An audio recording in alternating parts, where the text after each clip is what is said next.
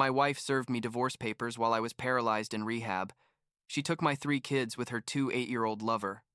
But 4 years later, I won $1 million lawsuit, and when she came back, begging for money, what I did left everyone speechless. I'm 42 years old. I work in event planning now. And I need to tell this story because what happened like 4 years ago basically destroyed me and then rebuilt me in a way I never imagined. I guess I should start at the beginning. Or I mean, not the beginning, but the day everything went to hell.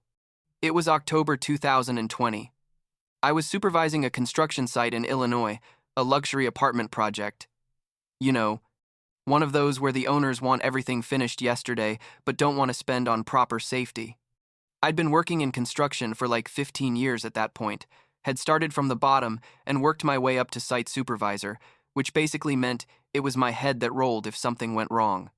I had a good salary, like 75 grand a year, enough to keep my family comfortable. Patricia, my wife at the time, stayed home taking care of our 3 kids, Isabella, who was 12, Mason, who was 11, and Chloe, who was 7. Life wasn't perfect, but it was ours. You know what I mean?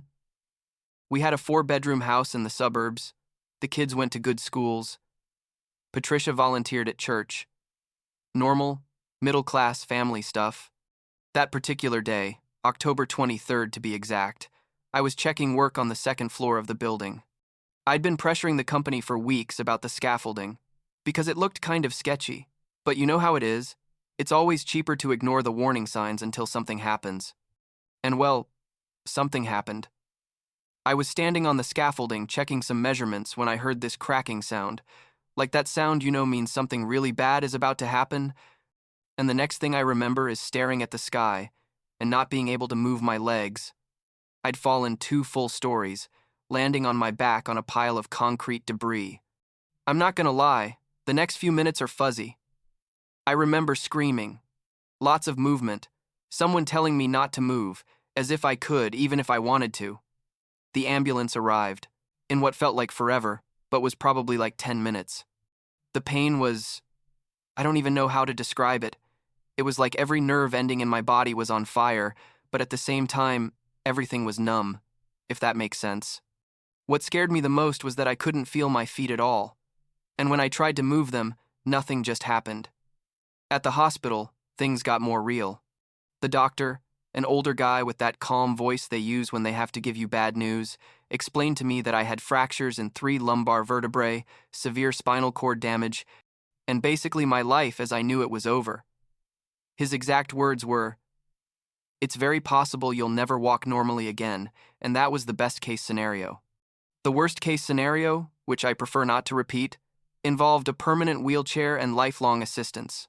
I was 38 years old, 3 kids depending on me, and suddenly, my body was a prison. Patricia arrived at the hospital like 2 hours after the accident, and, looking back, I should have noticed the signs. From that first day, she looked more annoyed than worried. You know? Like this was a massive inconvenience, rather than a tragedy.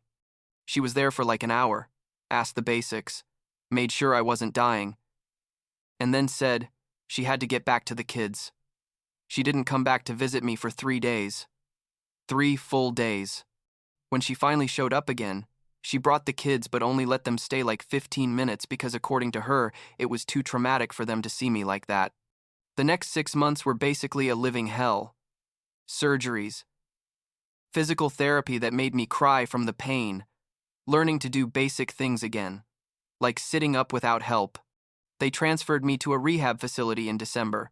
One of those depressing places where everyone's trying to rebuild their lives after horrible accidents. Patricia came to visit me less and less frequently. At first it was every 2 days, then once a week, then every 2 weeks.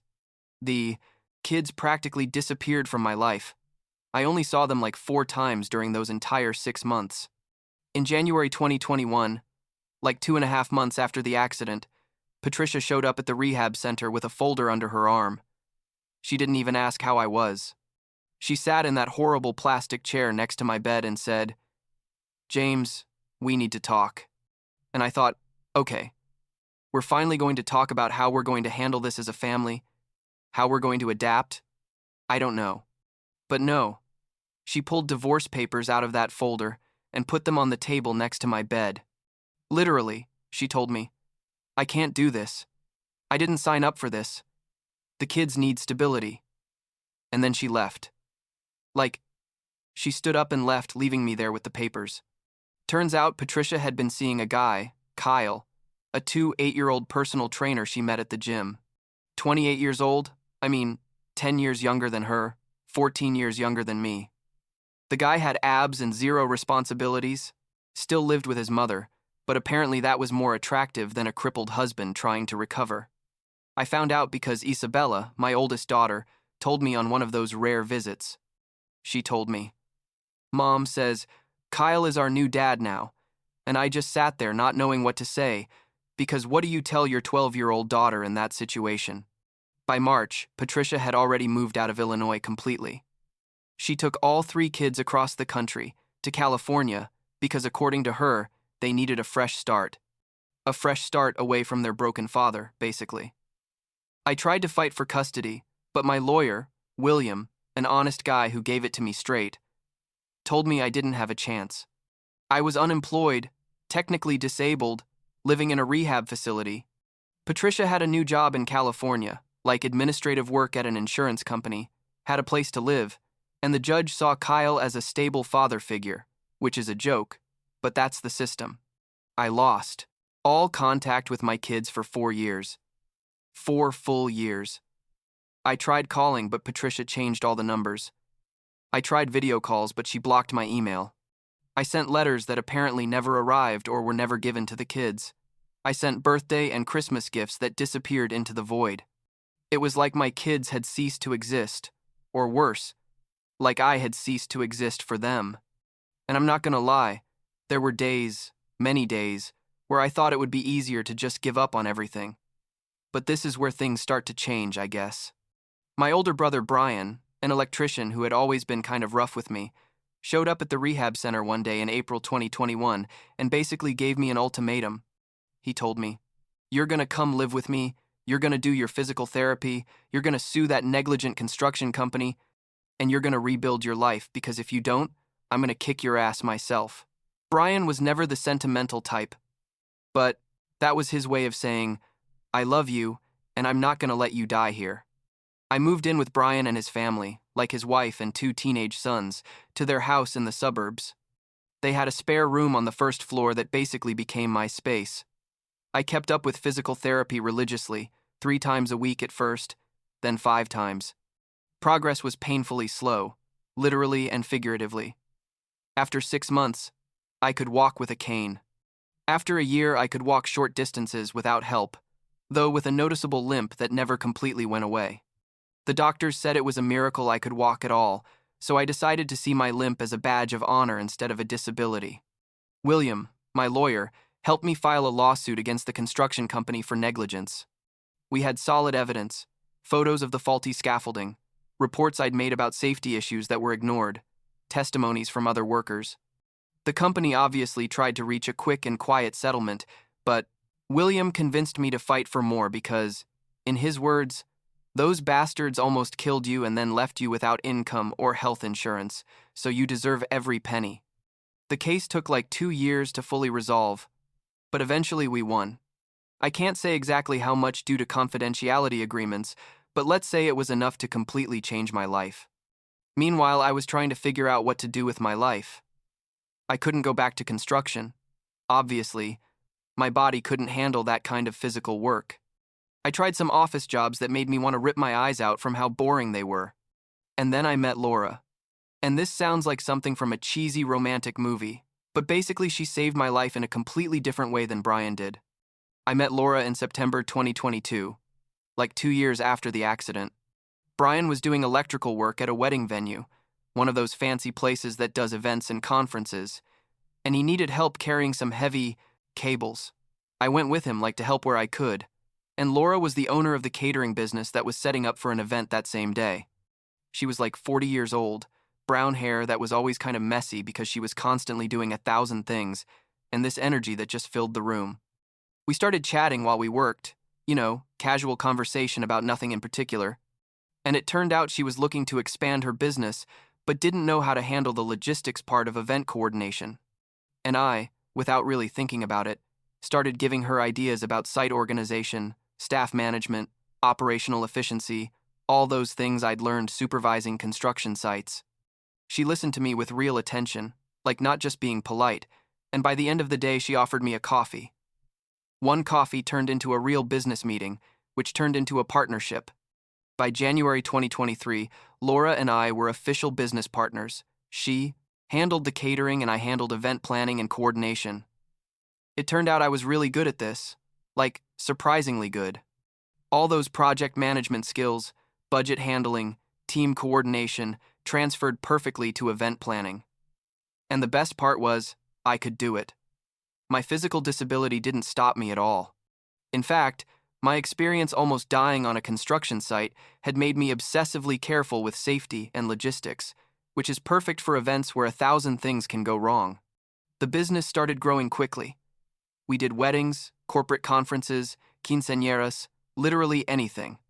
By mid-2023, we were making enough for me to move out of Brian's place to my own apartment, a small but decent one. And at some point between business meetings and nights setting up events and celebrations when something went well, Laura and I became more than business partners. It wasn't dramatic or sudden. It was like gradual and natural. And suddenly, we were together. And it felt right in a way that Patricia and I had never felt, not even in our good times. Laura knew about my kids, about how I'd lost them, about how I tried not to think about them every day because it hurt too much. She never pressured me to talk about it, but also never acted like that part of me didn't exist. You know what I mean? It was this perfect balance between give me space and I'm here if you need me. And I was starting to think that maybe this was my life now. Maybe I'd never see my kids again, and I'd have to find a way to live with that. And then, in March 2024, 4 years and change after I'd last seen them, my phone rang with an unknown number. Normally, I don't answer unknown numbers, but something made me answer that day, and it was Isabella. My Isabella, who was now 16 years old, with a voice I barely recognized because the last time I'd heard it was the voice of a 1-2-year-old girl. She said, "Dad, it's me. I got my own phone and found your number, and I just stood there in the middle of my office, trying not to cry in front of my employees." Isabella told me everything.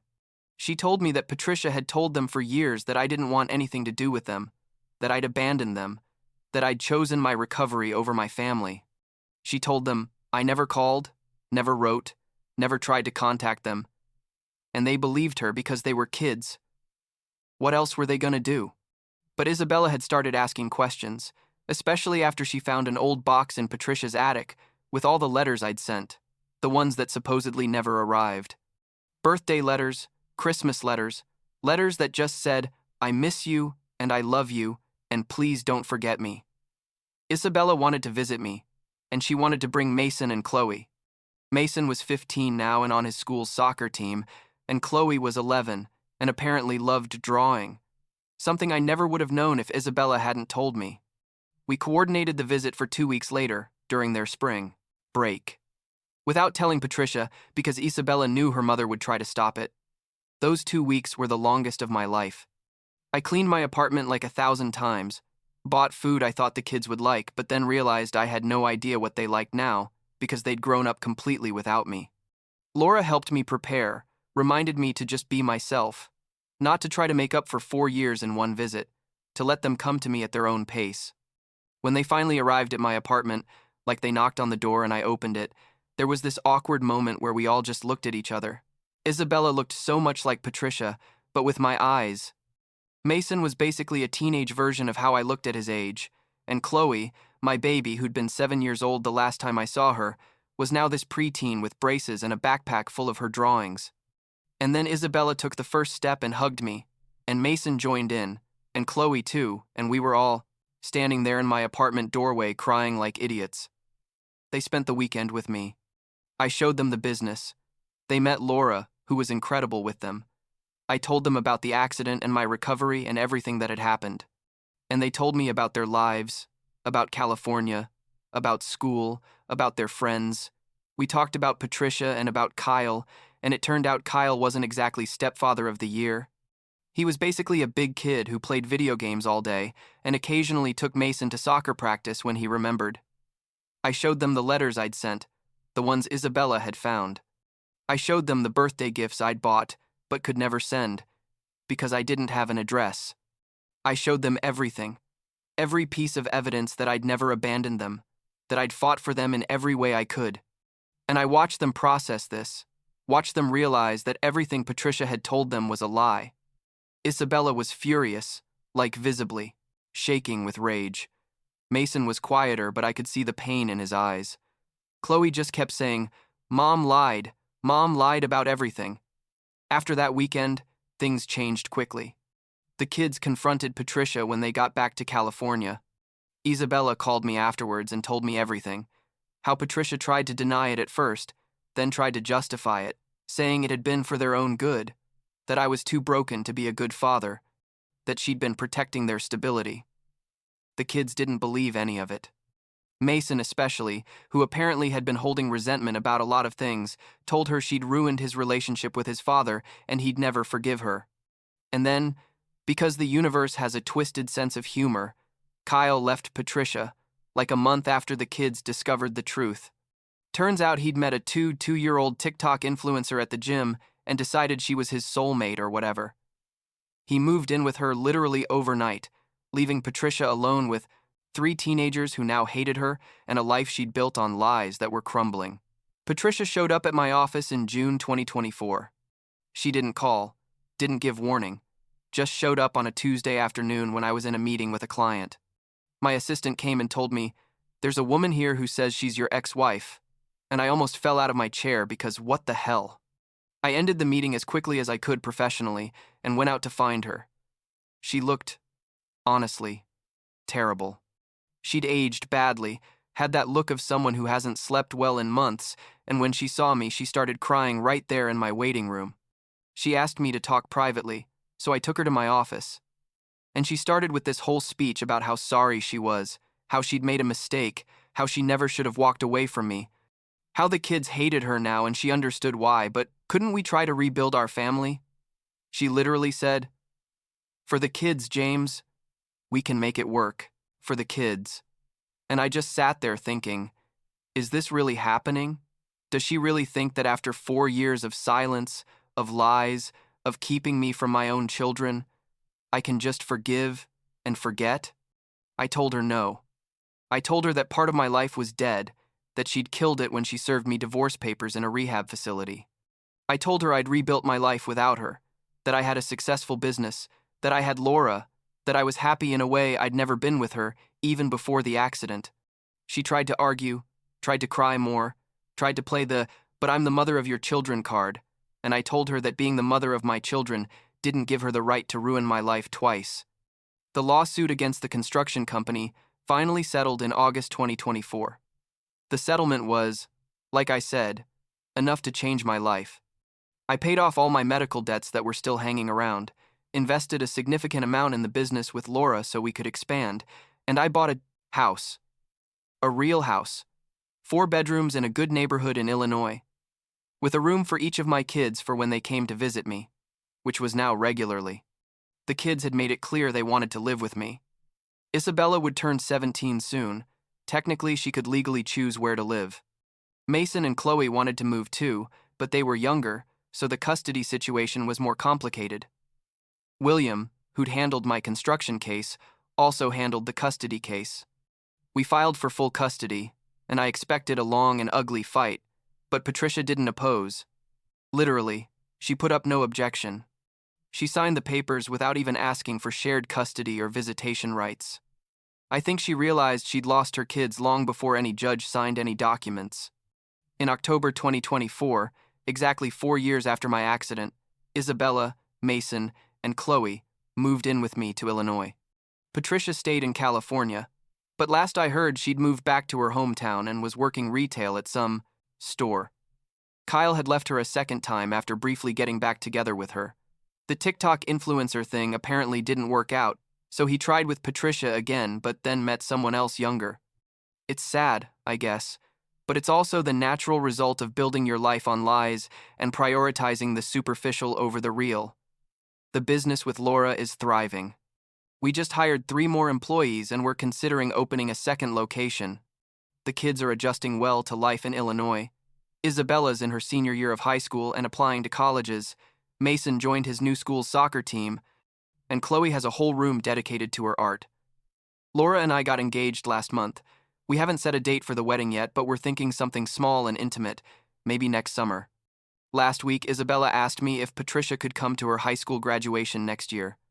I told her it was her graduation, her decision, and that I wouldn't put any conditions on. That. She hasn't decided yet. Mason says he doesn't want to see Patricia at all, that what she did is unforgivable. Chloe is softer, says she misses her mom sometimes, but that she's happy here with me and Laura. And I tell all 3 of them the same thing. Their feelings are valid no matter what they are. They don't have to choose between forgiving or not forgiving. They can feel whatever they need to feel. My back still hurts every day. It probably always will. I still limp, especially when it's cold or when I've been standing for a long time. But I walk, I work, I live. 4 years ago, a doctor told me I might never walk normally again. And he was technically right. I don't walk normally, but I walk, and that's enough.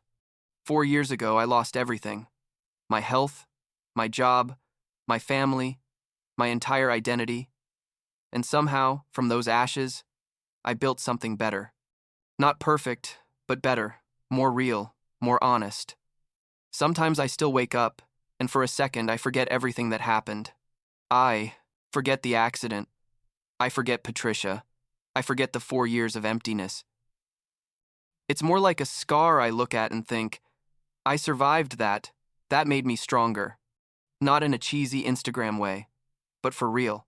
I literally survived a fall that should have killed me or left me paralyzed. I survived losing my kids. I survived rebuilding myself from scratch. And now I'm here, with a business I love, a partner who supports me, and my kids sleeping in the rooms next door every night. It's not the happy movie ending I never asked for, but it's my life, and it's enough.